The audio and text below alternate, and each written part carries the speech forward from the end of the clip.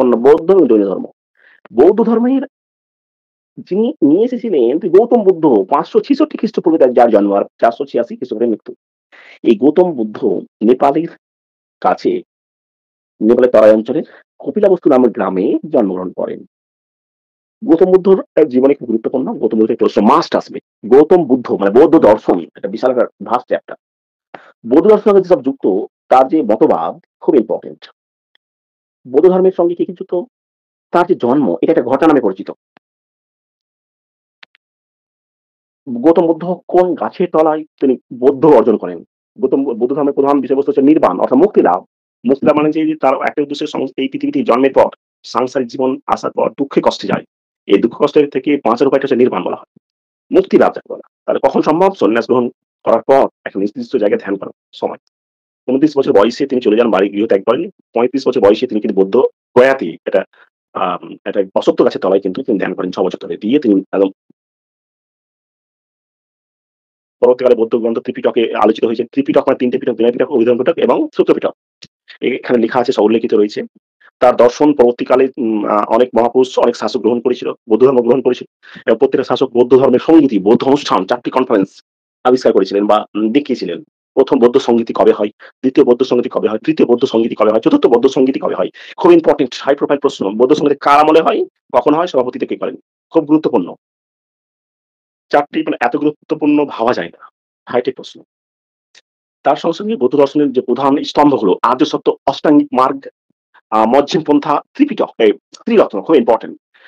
বৌদ্ধ ধর্মের ত্রিরত্ন রয়েছে ঠিকই, কিন্তু জৈন ধর্মের ত্রিরত্ন বেশি ইম্পোর্টেন্ট। আর ত্রিরত্ন বলতে জৈন ধর্মের ত্রিরত্নকেই বোঝায়।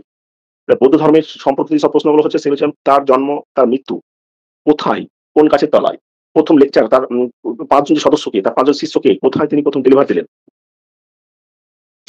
এগুলোই হচ্ছে প্রশ্ন। আর কিছু এর মধ্যে নেই। জৈন ধর্ম কিন্তু একই জিনিস। জৈন ধর্ম সৃষ্টি আমলে ৫৪০ খ্রিস্টপূর্বে মহাবীর জৈন জন্মগ্রহণ করার পর জৈন ধর্মটাকে নতুন করে নিয়ে আসা হয়। তার আগে ২২ জন ২৩ জন তীর্থঙ্কর জৈনের অনুসরণকারীকে বলা হয় তীর্থঙ্কর। তীর্থ মানে মুক্তির ঘাট। একই জিনিস ঘুরিয়ে, ঘুরিয়ে দুজনেরই। তো এরা হচ্ছে ১ম হচ্ছে আদিনাথ, তারপর ঋষভনাথ এইভাবে করতে, করতে ২৪ নাম্বার হচ্ছে মহাবীর জৈন তীর্থঙ্কর। তিনি জৈন ধর্মকে দেখিয়েছেন যে হ্যাঁ, এটা একটি ধর্ম। তিনি সেই কুন্দ গ্রামে জন্মগ্রহণ করেন ৫৪০ খ্রিস্টপূর্ব অমাবস্যা রাত্রে নিরঞ্জনা নদীর তীরে অশ্বত্থ গাছের তলায়। তো সেই একই রকমভাবে তার জৈন ধর্মে তার মতবাদ যে আদর্শ মহাপঞ্চরথ খুব ইম্পোর্টেন্ট একটা জিনিস। চতুর্ধাম তার সঙ্গে, সঙ্গে ত্রিরত্ন বৌদ্ধ ধর্মের ত্রিরত্ন খুব ইম্পোর্টেন্ট সৎ জ্ঞান, সদ্বিচার, সদাচরণ। এই ৩ টি থাকলে মুক্তির ঘাট পার করা সম্ভব হবে। এই জায়গা থেকে প্রশ্ন আসে মানে মোট কথা জৈন মহাবীর থেকে প্রশ্ন আসে তাদের জন্ম কবে, মৃত্যু কবে।